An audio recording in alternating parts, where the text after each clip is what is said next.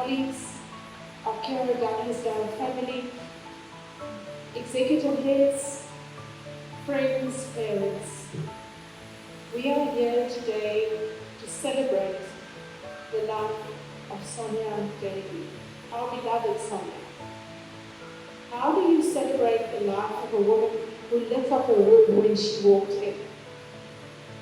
No matter whether we were in a budget or at a social, when Sonja walked in, the mood changed, and we knew that, all of us.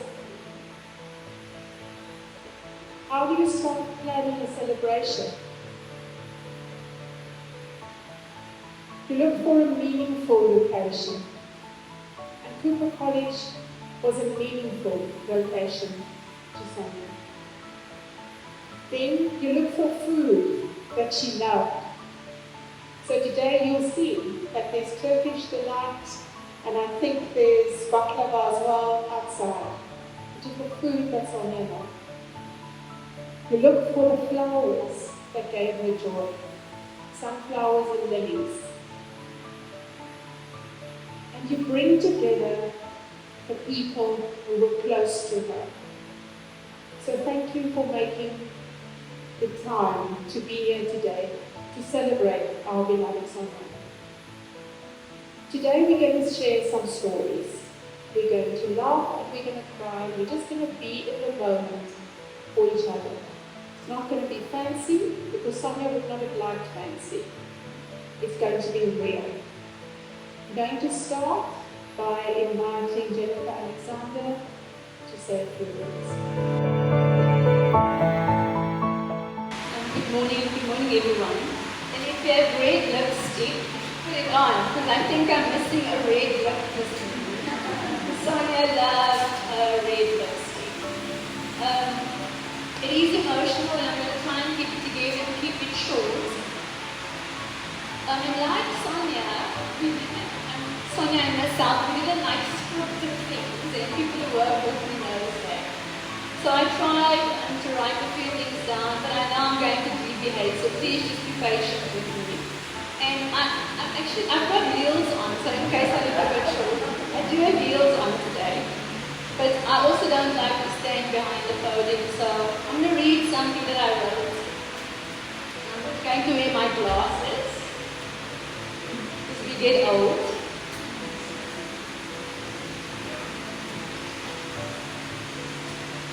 So, thank you for being here today as we celebrate the beautiful life of my friend and colleague, Sonja. Sometimes the distance between what we think and what we want to say is unbridgeable, regardless of how we arrange and rearrange these words. They never truly convey how we feel. Each person here today knows how they've been affected by Sonja. Those impressions made by her are to the minute or too delicate to put into words. However, with your patience, I will try. So with Sonja's passing, I started journaling again, which I haven't done for many years. And you see it now, putting it down. Right, so when she passed, I got a little book, and I wrote a few things down that reminded me so much of her. And it was love. Oh, I absolutely loved her. And I knew she loved me. And I knew she loved me for my whole being. And I loved her for her vibrancy. Her auntie saying, Jen, where are you? Like, thank you for picking up the call, Jen. Thank you. I knew she loved me. And I know she loved people in this room. And in a true passion, just passion for life, children, people, flowers, food, traveling, her grandchildren, her children, her mother, me again. Like I was somehow put into that pot. Like you part of the family, Jen. And when she got Buckley, I got Millie, and I got Franklin. And a few of us got dogs. So Franklin is my heart dog. He knew something was wrong. He knew something is wrong. And he comes every night and puts his head on my lap. And I know Sonja's going to miss Buckley. Then she stood for complete upliftment, uplifting the staff, telling me, this one's moving here, this one's moving there, and uplifting my people, and upliftment in the community, making the community around her better, supporting the community around her. These are all words I just randomly wrote in my diary, in my journal. Diversity.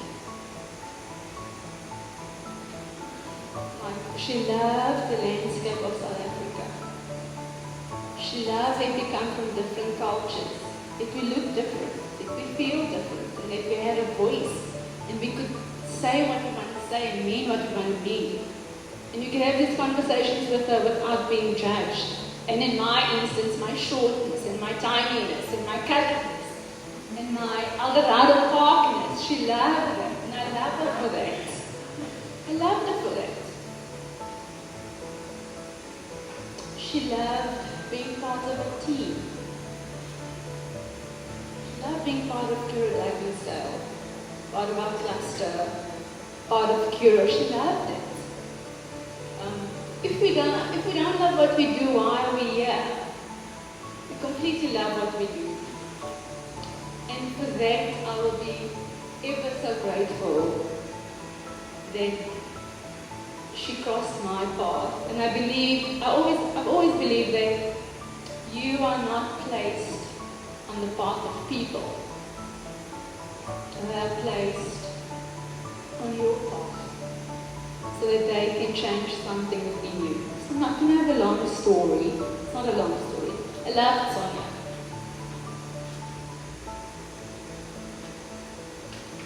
See, and I didn't even cry. And she also stood for integrity, perseverance, and equality and strength. And I really want to just say thank you that I could share this with you so that you know her, or you probably do know her the way I know her. If you didn't, I think now you know. Thank you.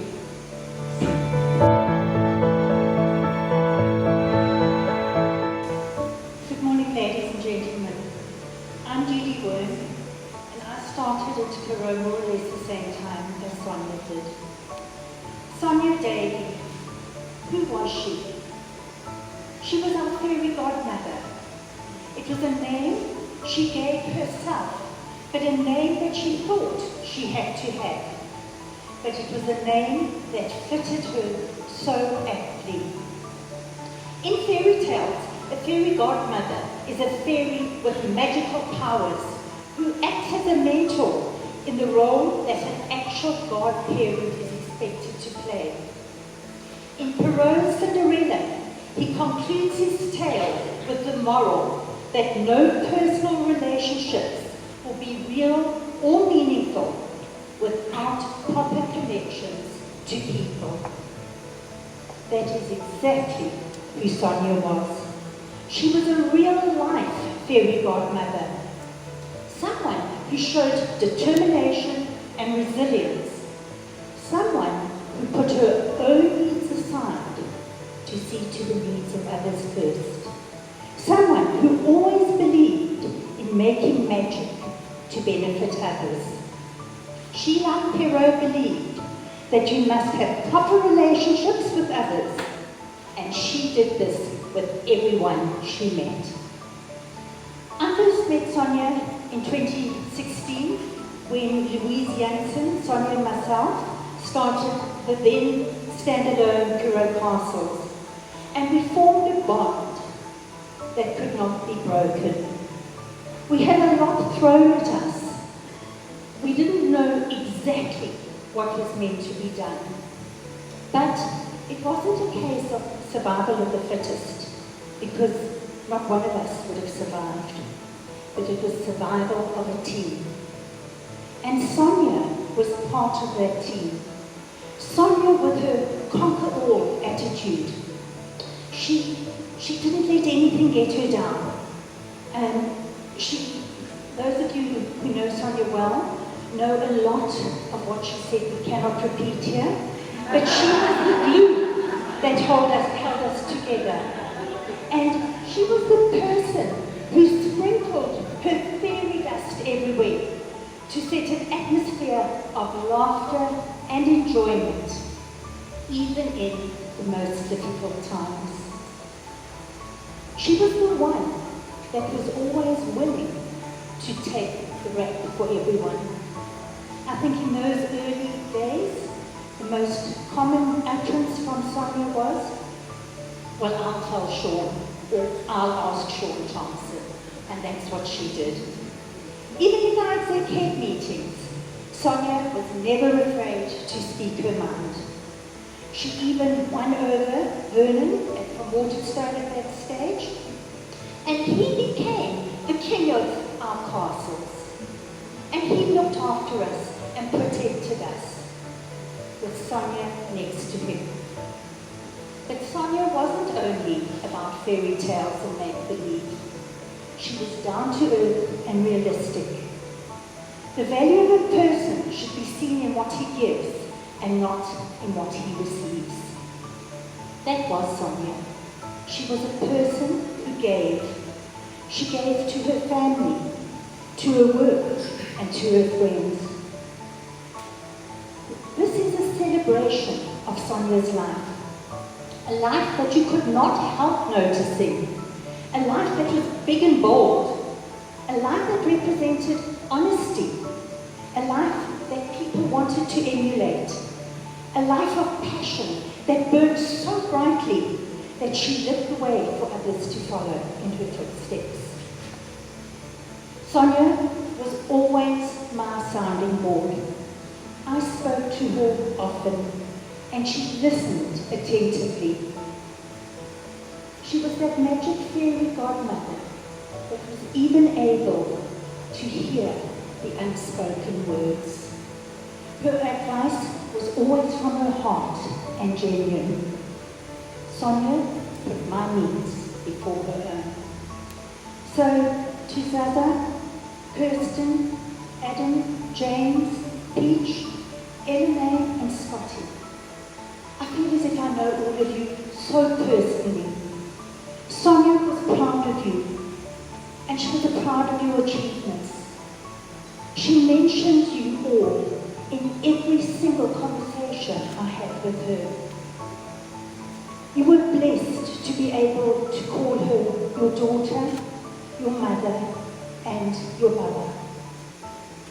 Letty and the staff of Coro Douglasdale, Sonja believed in you. Letty was there from the beginning. Letty, I go to lay ears down. She was proud of what you all accomplished. Carry on and do it for her. The sudden death of Sonja has left us feeling like our world has been turned upside down. And it's hard for her family to imagine the future without Sonja, let alone how we're going to get through the next couple of days, weeks, and months. Sorrow fills our hearts in the sad moment, a sorrow that is deep and personal. Sonja has silently turned off her earthly light and departed from us. Our lives will be empty in the areas where her light shone so brightly for all of us. And so in closing, a fairy godmother is the physical personification of hope. She is a kind fairy that is devoted to making dreams come true for the pure-hearted and the noble. And this is exactly who Sonja was and what she stood for. Not only to her very, very special family, to Coro Douglasdale, her colleagues, and her friends. Fly high, fairy godmother, and continue to sprinkle your magic dust wherever you go. Thank you.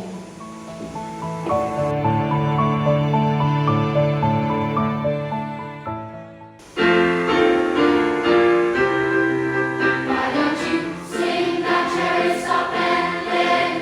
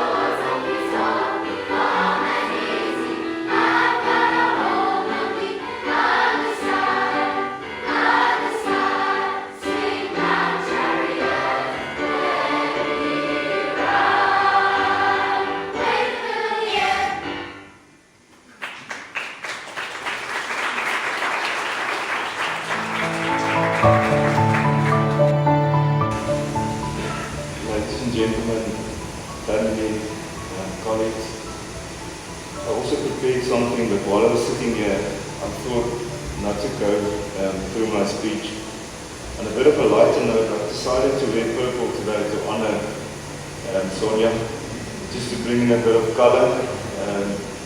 A personal joke between the two of us. I don't know where it came from or how it started, but our first interaction that we had, maybe you can remember that, we were talking about her visiting Eastern Europe or coming from Eastern Europe. I'm not 100% sure how it happened.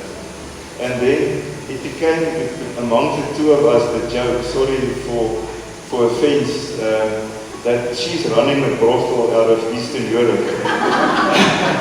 And so whenever she was in trouble with her budgets, we just use that phrase to say, okay, maybe we just need to get a bit more money out of the brothel to make it work. So that's maybe just how the two of us started. We're not serious by nature at all. I can face a board of directors, I can face financial analysis, but I can't face this. She was a personal friend. I tried to say to myself, I'm going to get through this. She was somebody that I personally knew, that I had a relationship with, that I love and I cherish, and I trusted. So sorry for being emotional. I'm going to try and come back. And just give me a second.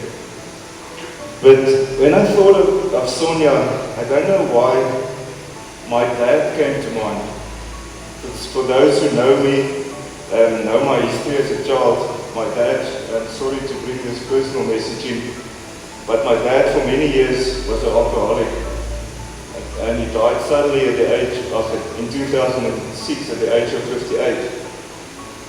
When I was in my second year at varsity in 1992, he booked himself into rehabilitation at Stanford in Pretoria. I will never forget Elaine and I, my wife, which was then still my girlfriend, driving to Stanford, saw my dad, went through the whole process with him, and I will never forget him standing in the sun for about 2 hours, waiting for parking for us, just for us to be part of this whole journey. So we saw him, and I will never forget that this dad, I don't even know how old he was at that point. I drove out and I said to Elaine that my dad will change his life, which he did. So at the age of 40, he started building up his career as a car salesman in Lichtenburg.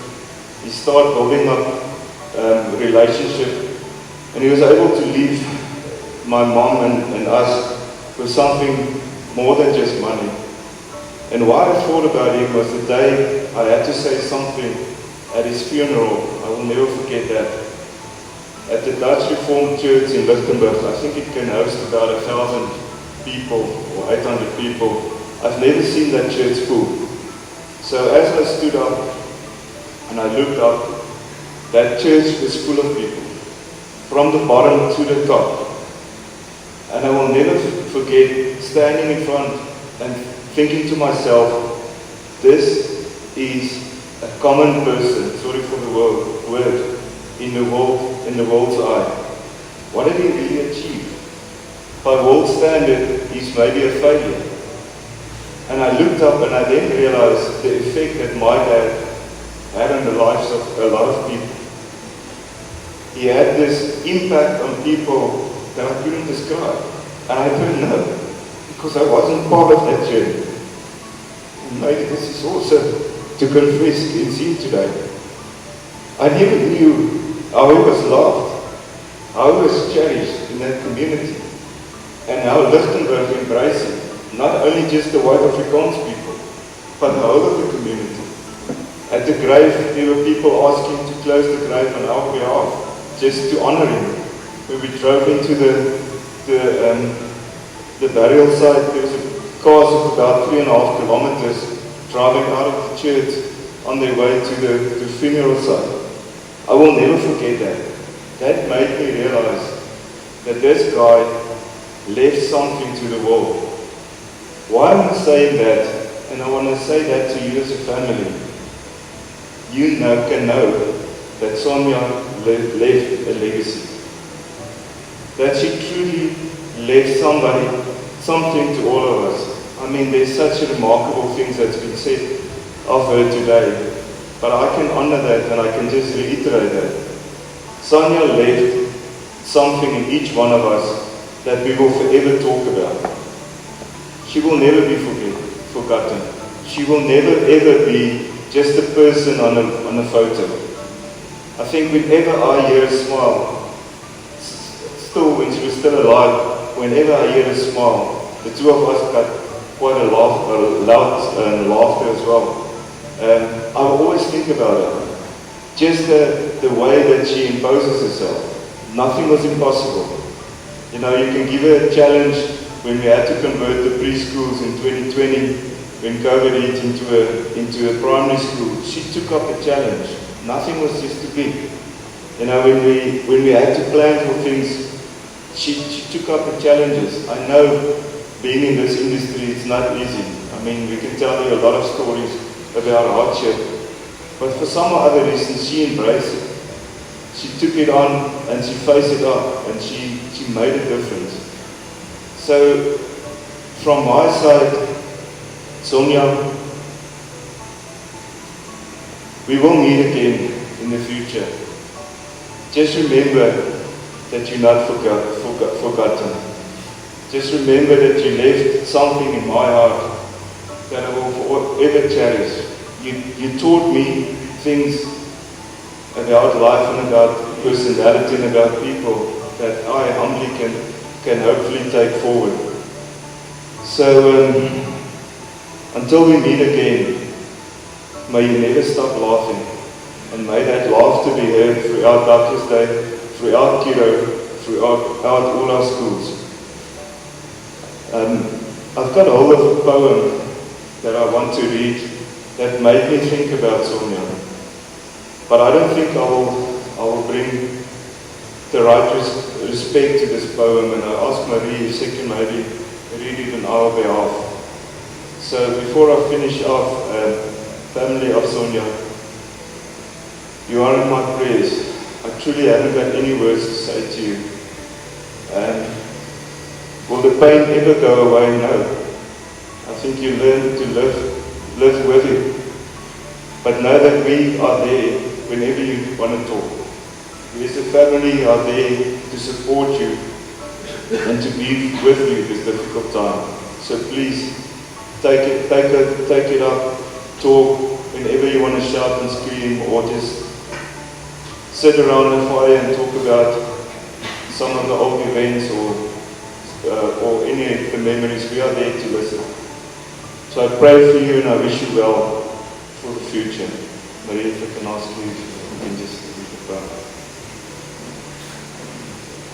When I die, give what's left of me away to children and old men that wait to die. And if you need to cry, cry for your brother walking the street beside you. Put your arms around anyone and give to them what you need to give to me. I want to leave you something better than words or sounds. Look for me in the people I've known or loved. And if you cannot give me away, at least let me live in your eyes and not on your mind. You can love me most by letting hands touch hands, by letting bodies touch bodies, and by letting go of children that need to be free. Love doesn't die. People do. So when all that's left of me is love, give me away.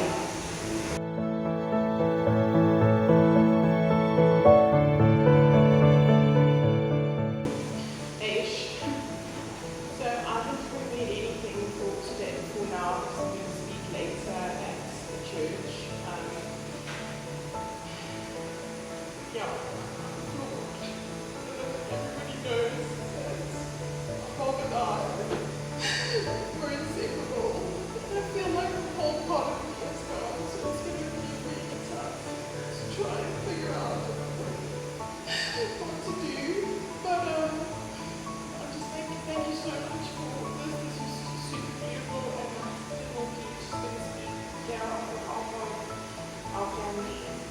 and Nancy, Lizzie, and Eugene.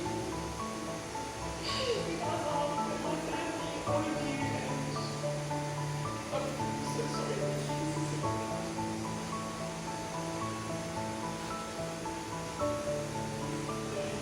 Hi everybody, can you hear me? My voice is nearly as loud as Sonja's. I wasn't in the order of service, but just like you, I'm going to push in anyway. I'm Sonja's daughter-in-law. I'm married to James, and we have two incredibly lucky children. Not because I'm good looking and my husband was handsome, but because they had their Baba, Sonja, and their grandmother. I've known Sonja since I was 8 years old. I was a little girl. I was best friends to Kirsten in primary school. So basically, I've been tormenting Sonja for 13 years. First as a friend, who used to just spend weekends with no prior arrangements having been made. Kirsten's fault. Kirsten would just politely pack my suitcases into Sonja's Mazda 323 and off we went for some of the most incredible weekends and holidays of my life. These are memories that I've always cherished when I was born. And then, many years later, as fate would have it, James and I hooked up, fell pregnant, married her son, her beloved son, and well, as mother-in-laws and sons go, it was tough, tumultuous, terrifying, treacherous, and trying. Many of you in this audience, and especially who start from Douglasdale, know Sonja was a force. And you are either learning from her, or you were learning hard lessons because you didn't listen to her. I speak for myself mostly when I say I was learning hard lessons for not having listened to her. I can stand here and speak ad nauseum about what an incredible woman Sonja was. Voice larger than life. I'm Sonja Davie. Remember? The charisma. When Sonja entered a room, you were very much aware of her presence. And for me, as an extrovert, I was very much aware of myself. Something I don't really feel as an extrovert. I think it was the Sonja factor and the mother-in-law factor. I will miss waiting in anticipation for her to arrive to a function because then you knew the party had really started. Sonja had a way of telling you either with her facial expressions or with plain and simple words exactly how she felt. She did not mince her words, and knowing her for so long, I can say she was a strong and independent woman long and way before it was a thing, way before it was cool. She shot from the hip and didn't ever just agree for the sake of agreeing. Something that is so scarce today. Most of us will just agree, you know, just in case we offend somebody. It wasn't Sonja. Before Sonja was the fairy godmother, executive head of Cura Douglasdale, she was a teacher. For the better part of 40 years, and she was the best kind of teacher. A teacher whose legacy lives on in many of her old students, some of which have become teachers themselves. Sonja was a get down and dirty kind of teacher. She understood and respected the sacred principles of education and cultivated those relationships with her children. Each child, she fostered their little dreams of childish beliefs. Sonja's back was literally destroyed from years of bending down to meet children at their level. Sonja would read a story, and somehow, whether you were an adult or a child, you were engaged and engulfed in that story. Her voice was the most beautiful vessel for any story. Sonja was prepared and organized. This was evident in everything she did. Her school, her garden, her home, a place where we all were drawn to for the feeling of being home, and the smell that only Sonja could procure from fabric softener.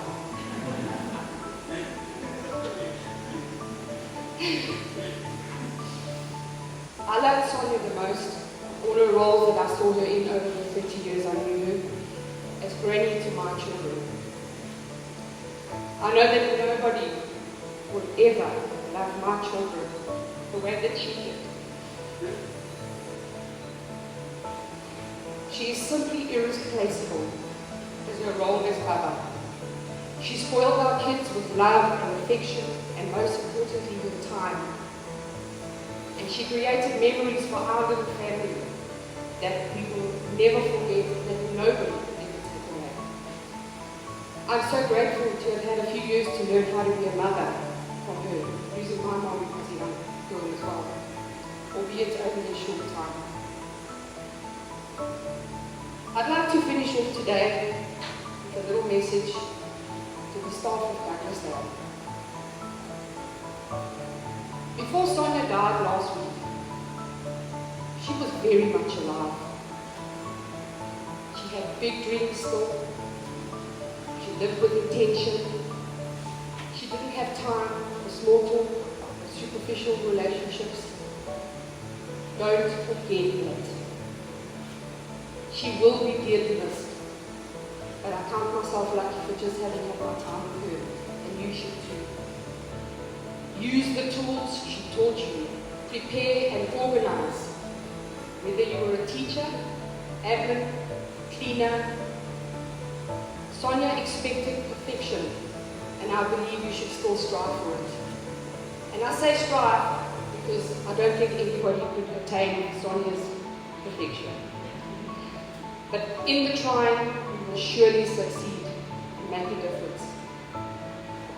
As teachers, I know that there's so much you guys are facing.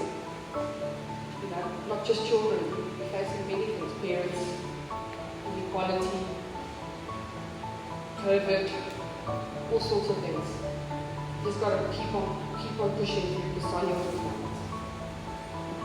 I'd like to thank you now, if I haven't thanked you before, for taking in my children who were dropped off at some of you guys 3 months old.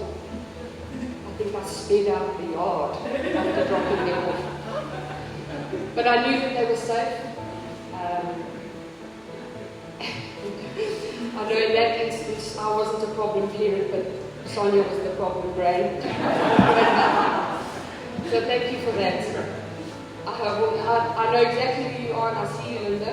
My 2 babies were in your class. I'd like to thank each and every one of you for the words, the moments, food, flowers, phone calls.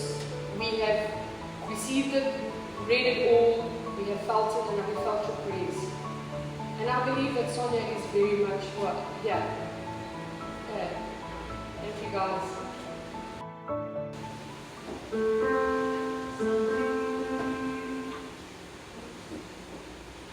Zadili indonga za Jericho, zadili ngaziwile, zadili indonga za Jericho, zadili ngaziwile, zadili indonga za Jericho, zadili ngaziwile, indonga za Jericho, indonga za Jericho, zadili ngaziwile.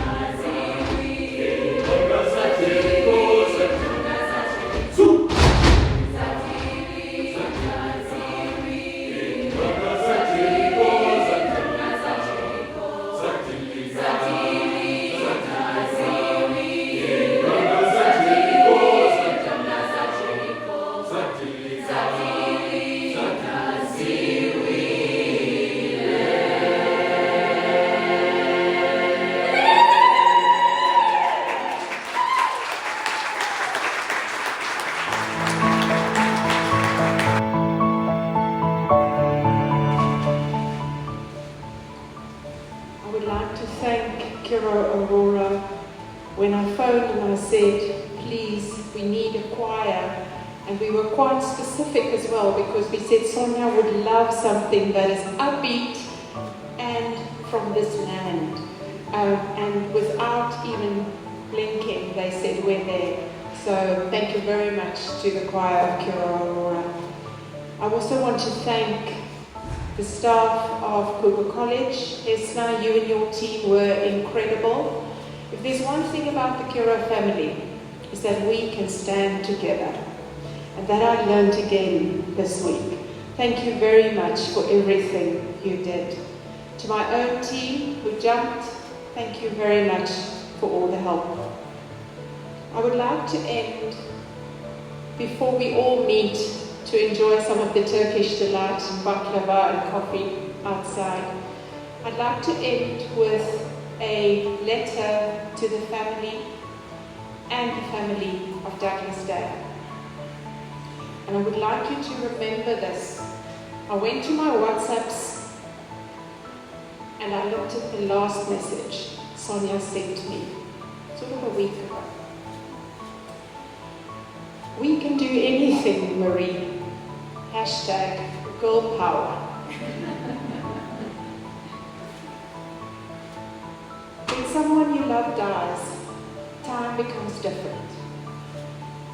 It's like all of a sudden you live in a place between the present and the past. You walk in a whole new world where your loved one is absent. You're forever broken. If you've lost someone you love, you know that grief can bring deep connections, as well as deep disruptions. You might be disappointed in people who aren't there for you. And at the same time, you'll be strengthened and encouraged by those who show up. Usually, these are the people that you never imagined. Guard your heart, but also leave a window open. You may find the deepest connection of your life during this hard time. Be open to new friendships with people who have been through similar experiences. They'll support and love you just the way you are. Here's the thing. Some days your sorrow will seem too much. Some days you'll want to sink into oblivion. Life will seem too sad, too cruel, and too lonely. You'll feel that the easiest way out, if you feel this way, it's okay. And it's normal. It comes and goes. You're not just forever broken. We are all forever changed. Trauma changes you. From here on out, nothing will be the same. Our beliefs, ideas, values, and yes, even our faith, all these are changed by the depth of our sorrow. Few people will understand this change, and some may not even follow through it. We will learn to adapt. This will become who you are and who you continue to become. These are the realities of grief and what it means to be forever broken. But, and here's the but, the light and the love live on.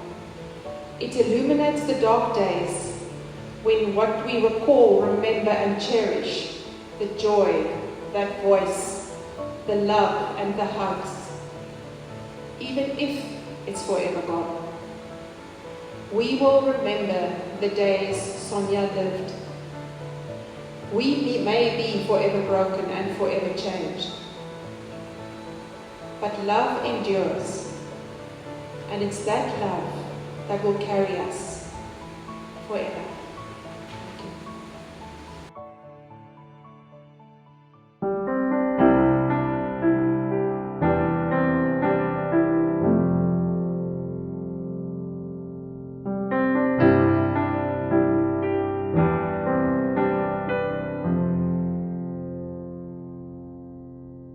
I'm Sonja Davie, the Executive Head, and I've been privileged to lead this team of brilliant educators